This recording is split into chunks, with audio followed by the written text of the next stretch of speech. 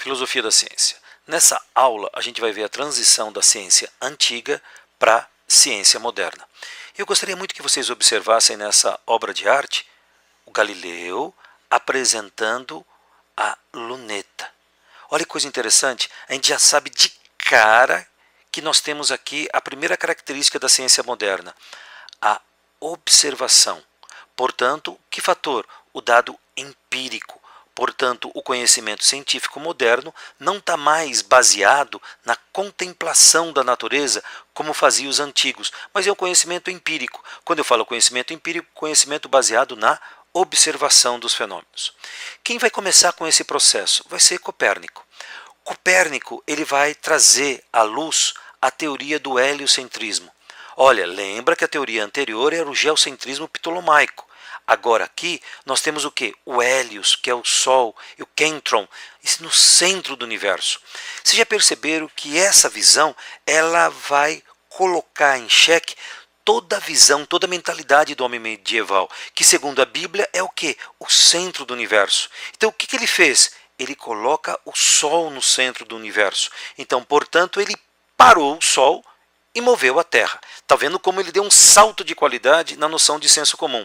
E ele cria então essa hipótese científica que vai ser justificada matematicamente à frente por Galileu.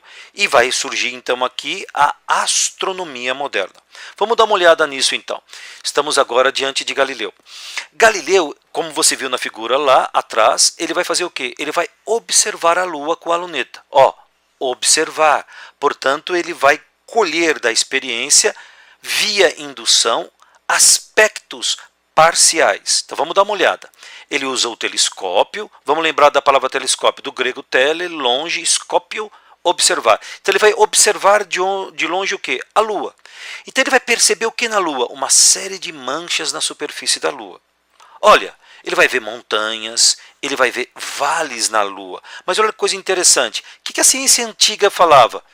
Que quanto mais distante da Terra, mais perfeito seria. Mas por que ele está percebendo essas manchas, essas montanhas e esses vales? Portanto, ele está fazendo uma crítica à ciência antiga. Portanto, ela não está mais respondendo ao dado empírico, ao dado da observação. Então, olha, nesse sentido, os astros, aquilo que ele está observando, não poderiam ser diferentes da Terra. Como assim? Olha, as leis naturais que valem aqui vão valer também para todo o universo. Portanto, ele lança mão da hipótese da astronomia moderna, que é a geometrização do universo. A matemática é o livro no qual está escrito o sentido e o significado das coisas. Outro filósofo que vem acrescentar um dado objetivo a essa construção é o Descartes. Descartes está preocupado com o quê? Vamos dar uma olhada nele. Então, olha, Descartes está preocupado com um método de investigação filosófica e científica, ok? Então, vamos dar uma olhada. O universo, para o Descartes, também para Galileu, é uma grande máquina. Então, portanto, ele vai lançar a ideia de mecanicismo. O universo é mecânico. Como se o universo fosse um relógio e Deus o grande relojoeiro que dá corda, que move esse universo. Vamos dar uma olhada então no pensamento de René Descartes, ou Cartésios. A primeira questão a ser colocada é que ele é racionalista. Lembre-se, bebeu na mesma fonte de Platão. Ele coloca no centro do conhecimento a razão. Ele é racionalista. E olha só a formação dele. Descartes foi formado na escolástica pelos padres jesuítas. Então você lembra do que é verdade para a escolástica, né? Ela se dá através do argumento de autoridade. Então está escrito na Bíblia, foi dito por um santo, por um papa da igreja, é verdade. E uma das coisas mais interessantes, o Descartes sai formado advogado e ele vai percorrer o mundo. Então ele vai se defrontar com várias culturas e ele vai perceber que não há um acordo em relação ao conhecimento das coisas. Cada cultura foi criando um mundo, um universo próprio para si mesmo. Então o que o Descartes faz? Ele vai criar um método de investigação da natureza e esse método ele vai fazer o quê? Ele vai considerar falso todas as coisas. Portanto, ele vai colocar todas as coisas em dúvida. Como assim? Primeiro, os sentidos. Você já observou que uma coisa próxima de você tem um tamanho e se você tomar distância dela, ela tem outro tamanho? Então os sentidos não são confiáveis. Olha, você já pensou? Ele vai colocar colocar em dúvida se de fato ele existe. Será que agora, você que está me assistindo, você está acordado ou você está dormindo? Será que toda vez que você acorda, você entra no sonho? E toda vez que você dorme e sonha, você entra na realidade? É possível então colocar de fato o espaço que você existe em dúvida? Claro que é. Será que você tem um corpo? Como assim tem um corpo? Olha, só para você ter uma ideia.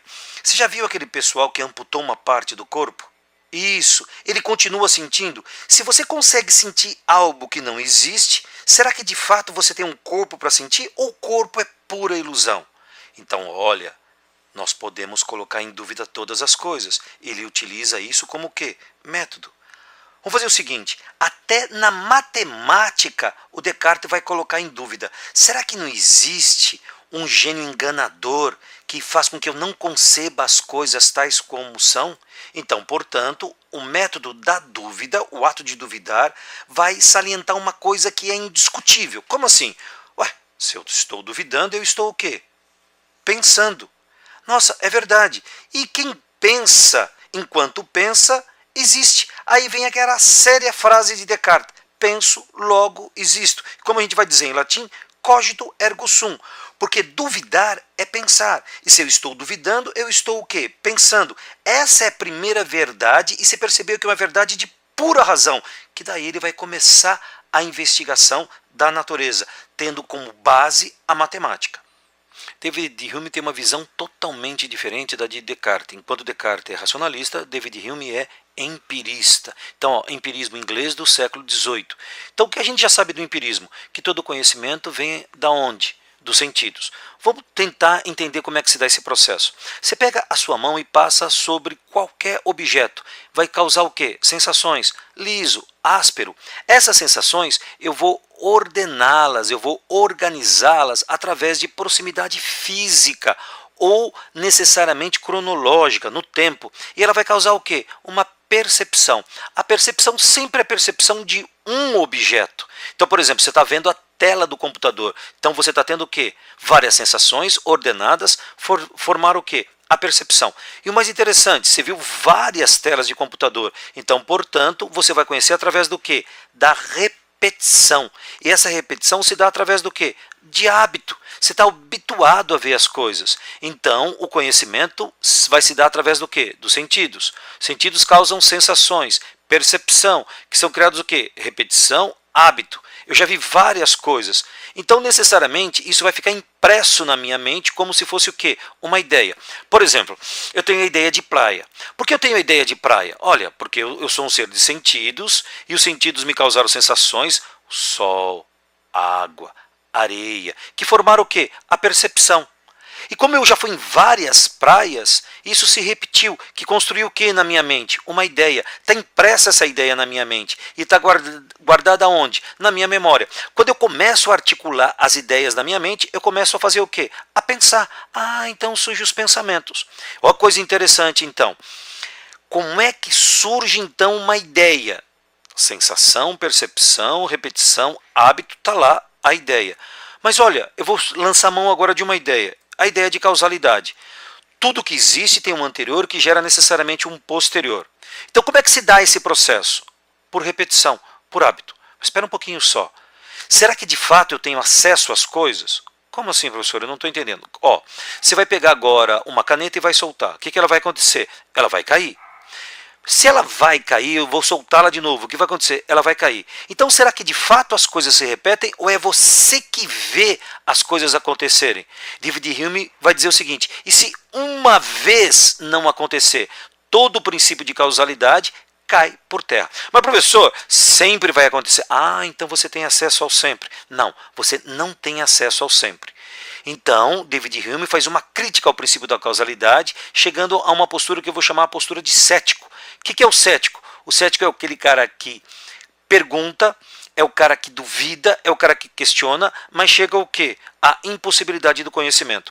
Podemos concluir então que o hábito, a repetição, não é suficiente para fazer o quê? Para autorizar o raciocínio indutivo.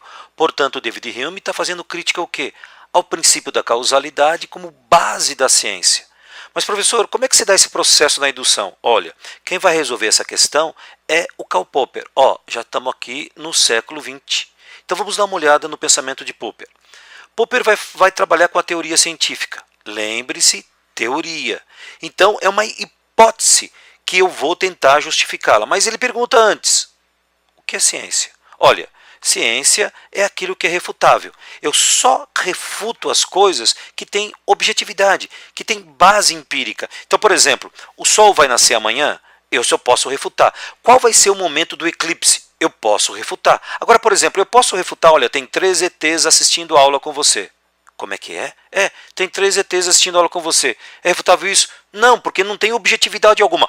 Os ETs construíram as pirâmides do Egito. Tem base empírica? Tem base objetiva?